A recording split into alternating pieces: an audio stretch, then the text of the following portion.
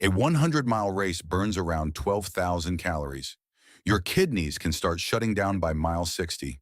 Your immune system takes a hit comparable to mild chemotherapy. And yet, ultra runners, as a group, live longer than almost everyone else. That contradiction is what this video is about. Because what happens during an ultramarathon is some of the most extreme data we have on the human body. And it tells us something useful about longevity, even if you never run more than a mile. Let's start with what actually happens inside the body during a 100-mile race. Around mile 20, glycogen stores are mostly gone. The body switches to burning fat for fuel. This is the metabolic state most people are trying to reach with keto diets and 16-hour fasts. Ultra runners hit it before breakfast. By mile 40, cortisol is climbing.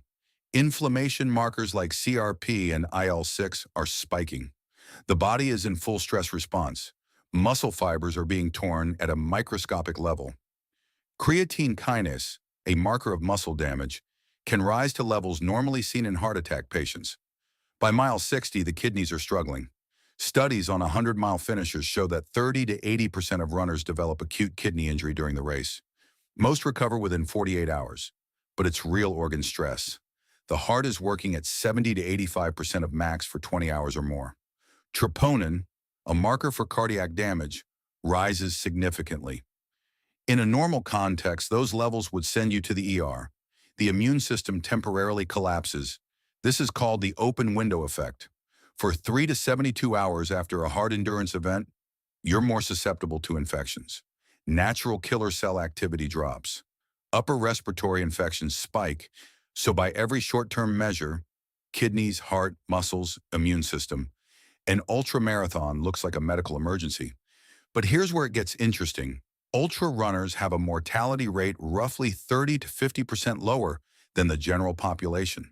They have lower rates of cardiovascular disease, lower rates of cancer, lower rates of type 2 diabetes.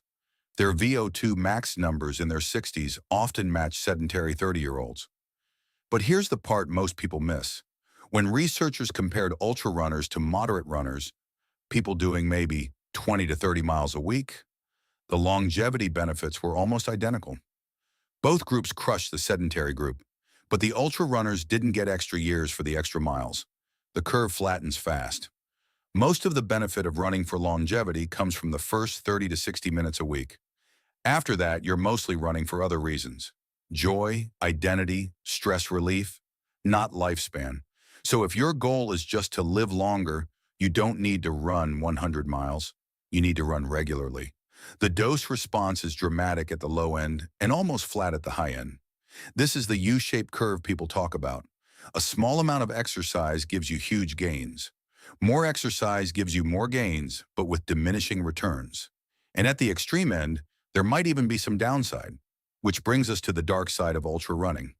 Long-term ultra athletes show higher rates of something called myocardial fibrosis, tiny scars on the heart muscle.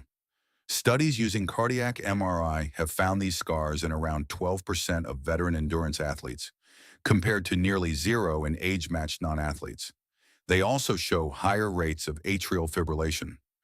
A lifetime of endurance running increases your AFib risk by roughly 5 times compared to non-runners. It's still a small absolute risk, but it's real. Then there's REDS, relative energy deficiency in sport. When you burn way more than you eat, hormones crash, testosterone drops, estrogen drops, bone density decreases, thyroid slows, sleep gets worse.